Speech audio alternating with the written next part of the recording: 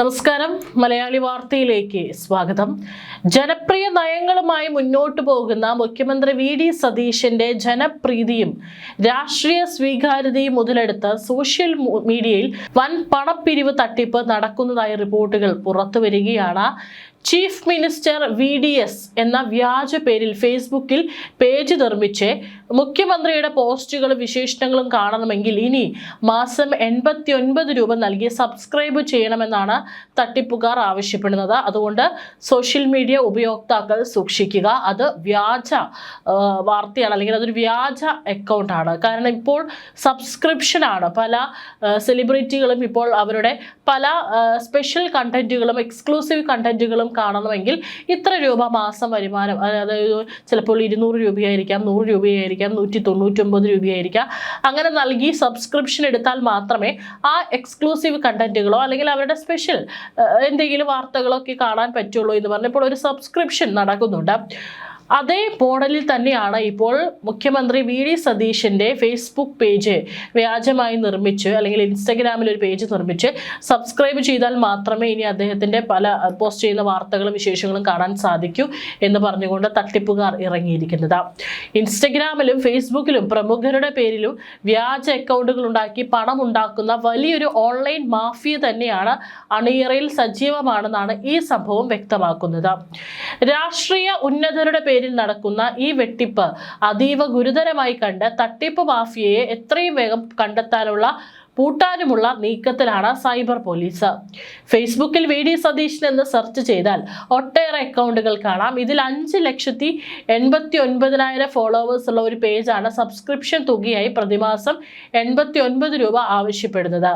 ഇത്രയധികം ഫോളോവേഴ്സ് ഉള്ള പേജ് ആയതിനാൽ ലക്ഷക്കണക്കിന് രൂപ ഇതിനകം തന്നെ ആളുകളിൽ നിന്ന് ഇവർ തട്ടിയെടുത്തിട്ടുണ്ടാകാമെന്നാണ് സൈബർ വിദഗ്ധർ ചൂണ്ടിക്കാട്ടുന്നത്.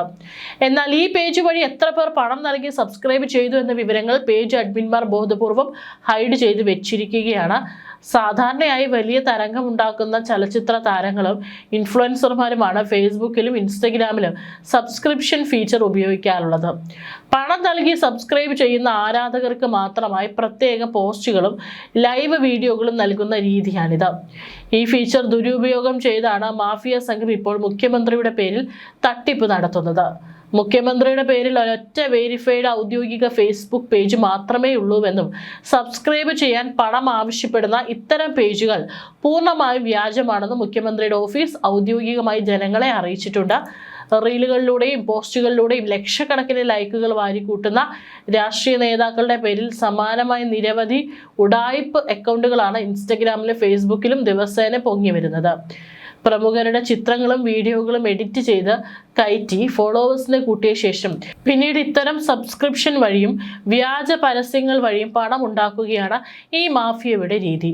പൊതുജനങ്ങൾക്ക് മുഖ്യമന്ത്രിയുടെയും സർക്കാരിന്റെയും അറിയിപ്പുകൾ സൗജന്യമായി ലഭിക്കേണ്ടിയിടത്താണ് പണം നൽകിയാൽ മാത്രമേ വിവരങ്ങൾ കാണാൻ സാധിക്കൂ എന്ന രീതിയിൽ സൈബർ തട്ടിപ്പുകാർ വല വിരിച്ചിരിക്കുന്നത്. വിഷയം ശ്രദ്ധയിൽപ്പെട്ടതോടെ മുഖ്യമന്ത്രിയുടെ ഓഫീസ് നേരിട്ട് സൈബർ സെല്ലിന് പരാതി നൽകിയിട്ടുണ്ട്.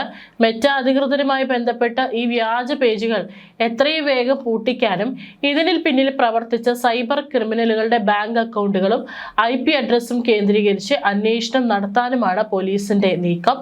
രാഷ്ട്രീയ നേതാക്കളുടെ പേരിൽ സോഷ്യൽ മീഡിയയിൽ നടക്കുന്ന ഇത്തരം വ്യാജ പണപ്പിരിവുകൾക്കെതിരെ കർശന നടപടി വരും ദിവസങ്ങളിൽ ഉണ്ടാകുമെന്നാണ് ആഭ്യന്തര വകുപ്പ് നൽകുന്ന സൂചന. പ്രധാനമന്ത്രി നരേന്ദ്രമോദിയുമായി കൂടിക്കാഴ്ച ലക്ഷ്യമിട്ട് മുഖ്യമന്ത്രി വി.ഡി. സതീശൻ ഡൽഹിയിലെത്തി.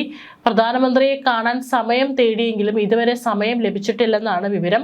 എന്നാൽ കേരളത്തിൽ എത്തിയ ശേഷം KPCC പുനഃസംഘടന ലക്ഷ്യമിട്ട് അദ്ദേഹം ഹൈക്കമാൻഡിനെ കാണും. സോണിയാഗാന്ധി, രാഹുൽ ഗാന്ധി, മല്ലികാർജുൻ ഖാർഗെ എന്നിവരെ മുഖ്യമന്ത്രി സന്ദർശിക്കും. Hibi Eden MP, Kerala house residence commissioner Puneet Kumar, additional resident commissioner Aswathy Srinivas, വിവിധ വകുപ്പ് മേധാവിമാരും കേരള ഹൗസ് ജീവനക്കാരും, ഡൽഹിയിലെ വിവിധ മലയാളി സംഘടനാ പ്രതിനിധികളും, ഡൽഹിയിലെ വിവിധ യൂണിവേഴ്സിറ്റികളിൽ പഠിക്കുന്ന മലയാളി വിദ്യാർത്ഥികളും ചേർന്ന് കേരള ഹൗസിൽ മുഖ്യമന്ത്രിയെ സ്വീകരിച്ചു. ഇന്ന് വൈകുന്നേരത്തോടെ മുഖ്യമന്ത്രി കേരളത്തിലേക്ക് തിരികെ പോകും. KPCC അധ്യക്ഷ സ്ഥാനത്തിനായി ഗ്രൂപ്പുകൾ വടംവലി തുടരുന്നതിനിടെയാണ് മുഖ്യമന്ത്രിയുടെ ഡൽഹി സന്ദർശനം. DCC KPCC നേതൃസ്ഥാനങ്ങളിൽ പിടിമുറുക്കാനാണ് KC വേണുഗോപാൽ വിഭാഗത്തിന്റെ നീക്കം. KPCC അധ്യക്ഷ സ്ഥാനത്തേക്ക് കൊടിക്കുന്നിൽ സുരേഷ്, ബെന്നി ബെഹനാൻ, ജോസഫ് വാഴക്കൻ, മാത്യു കുഴൽനാടൻ, അടൂർ പ്രകാശ് എന്നിവരുടെ പേരുകൾ പലയിടങ്ങളിലായി ഉയർന്നു കേൾക്കുന്നു. MLA-മാരായി തെരഞ്ഞെടുക്കപ്പെട്ട DCC അധ്യക്ഷന്മാർക്കും പകരക്കാരെത്തും. മുഖ്യമന്ത്രിയായ ശേഷം ആദ്യമായി ഡൽഹിയിലെത്തിയ VD സതീശന് കേരള ഹൗസിൽ വൻ സ്വീകരണമാണ് ലഭിച്ചിരിക്കുന്നത്. ഇതിനു മുമ്പും അദ്ദേഹം അവിടെ മുഖ്യമന്ത്രിയുമായി ബന്ധപ്പെട്ടുള്ള ചർച്ച ഹൈക്കമാൻഡിൽ നടക്കാനായിട്ട് അദ്ദേഹം ഡൽഹിയിൽ ഇറങ്ങിയപ്പോഴും അന്ന് അദ്ദേഹം മുഖ്യമന്ത്രി ആയിട്ടില്ല. അപ്പോഴും വലിയ സ്വീകരണമാണ് അദ്ദേഹത്തിന് കേരള ഹൗസിലും എയർപോർട്ടിലൊക്കെ തന്നെ ലഭിച്ചിരുന്നത്.